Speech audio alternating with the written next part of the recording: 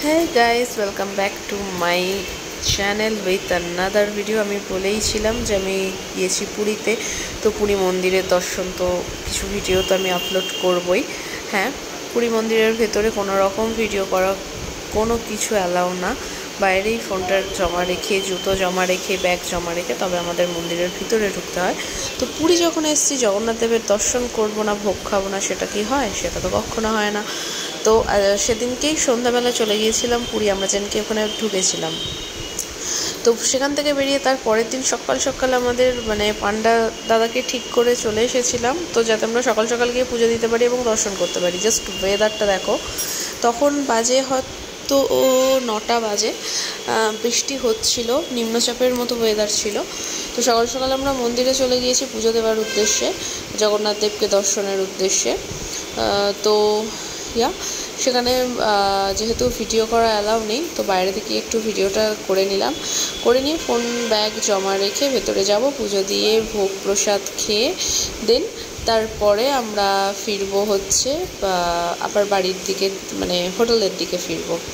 ওকে, এখন আমি বেশ অনেক দিন পর গেলাম। এটা নিয়ে পুরী আমি প্রায় 9বার গেলাম, বাট এবারে আমি কিছু চিনতেই পারছিলাম না। পুরো চেঞ্জ হয়ে গেছে সমস্ত গেট, সমস্ত দরজা। যে চেনা দোকানগুলো ছিল সেগুলো আমি খুঁজছিলাম লিটারেলি, যে এখানে তো এই দোকানটা ছিল, সেটা কোথায় গেল। তারপর ওখানে লোকাল মানুষদের সাথে কথা বলে জানতে পারলাম যে মন্দির যখন ভালো করে তৈরি হয় তখন বাইরেটা সবই দোকান মোটামুটি ভেঙে দেওয়া হয়ে গেছে, তো তার জায়গায় সেই দোকানগুলো অন্য জায়গায় শিফট করে গেছে। তো ঠিক আছে, কী আর করা যাবে, দোকান আছে তো দোকান খুঁজতে পারবো না। তো এদিক ওদিক করে খানিকটা দোকান খুঁজে লিটারেলি দুপুরবেলা, সকালে ভীষণ বৃষ্টি হচ্ছিলো ঠিক কথা, কিন্তু তারপরে ভীষণ রোদও উঠেছিল দুপুরবেলার দিকে। তো সেটা সেরে আমরা হোটেলে চলে গিয়েছিলাম একটু রেস্ট নিয়ে। বিকেলবেলা আবার সেই চাট কাউন্টারে চলে গিয়েছিলাম।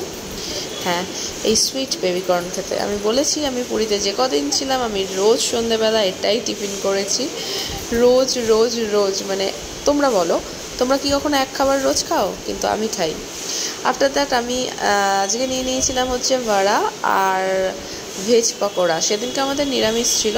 যে কটা খাবার আমি খেয়েছিলাম ভেজ কাউন্টার থেকে খেয়েছিলাম, এবং সব কটা ভেজ ছিল, অসাধারণ, অনবদ্য। এখানে একজন কাকিমা বিক্রি করছিলেন, যিনি এই ভাড়াগুলো বিক্রি করছিলেন। তো হোটেলে ফেরবার পূর্বে আমাদের হোটেলের পাশেই আর কি কোয়ালিটি ওয়ালসের এই কাউন্টারটা বিগত আমি যতদিন যাচ্ছি 6 বছর 7 8 9 বছর আমি দেখছি এই কাউন্টারটা, এবং এখান থেকে আমি আইসক্রিম খাই। তো হোটেলে ফেরবার আগে এখানে আমি নিয়ে নিয়েছিলাম ভ্যানিলা উইথ ড্রাই ফ্রুটস। সেখানে ড্রাই ফ্রুটস তো ভরে ভরে দিয়েছিলেন, দাদারা চেনেন আমাকে। তো হেসে খানিকক্ষণ কথাও হলো। তো সমুদ্র সি বিচের ধারে এই আইসক্রিম উইথ হানি জাস্ট অসাধারণ, বলে বোঝাতে পারবো না। তো আইসক্রিমটা খেয়ে আমরা চলে গিয়েছিলাম এখানকার আরেকটা দোকানের খোঁজ দিই তোমাদের, কালিয়া মিষ্টান্ন ভাণ্ডার, যেটা পুরীতেই অবস্থিত। এবং এখানে পিওর দুধ, এখানে যা যা মিষ্টি দেখতে পাচ্ছ পিওর ছানা, পিওর দুধের তৈরি।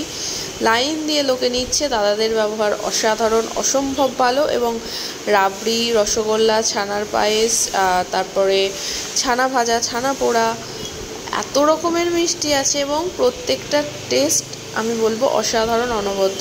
তো সেদিন রাত হয়ে যাওয়ার জন্য আমি একটু রাবড়ি কিনে নিয়ে বাড়ি চলে গিয়েছিলাম। তো সেদিন দাঁড়িয়ে আমি ঠিক কিছু টেস্ট করিনি। হ্যাঁ, পরের দিন অবশ্যই টেস্ট করেছি, এবং এই ভিডিওটাতে পুরোটা অ্যাড করলে ভিডিওটা অনেকটা লং হয়ে যাবে, যেটা তোমাদেরও বিরক্ত লাগবে। সো দ্যাটস ওয়াই আমি এটা পরের দিন দেবো, পরের দিন রিভিউটা দেবো যে এখানে মিষ্টিগুলো ঠিক কতটা টেস্টি, কতটা সুস্বাদু। দাদাদের যেমন ব্যবহার সুন্দর, সেরকম এখানকার মিষ্টির টেস্ট সুন্দর, জাস্ট দুটো মিলিয়ে অসাধারণ। এই যে আমি দুটো এখানে মনে হয় 200 গ্রাম আছে, এবং কিছু একটা রাবড়ি, রসগোল্লা রাবড়ি, এবং জাস্ট শুধু রাবড়ি বা ছানার পায়েস, যাই হোক 100 গ্রাম বা 150 গ্রামের মতো। তো এগুলো নিয়ে আমি যাচ্ছি হোটেলের উদ্দেশ্যে। তোমরা ভিডিওটা আমার ভালো লাগলে অবশ্যই আমার চ্যানেলটাকে লাইক, শেয়ার অ্যান্ড সাবস্ক্রাইব করে দিও। আর পুরীতে কী কী বিখ্যাত, কী কী মিষ্টি আছে বা কী কী পাওয়া যায় না যায়, আমি সব নেক্সট ভ্লগে বলে দেবো। দেখ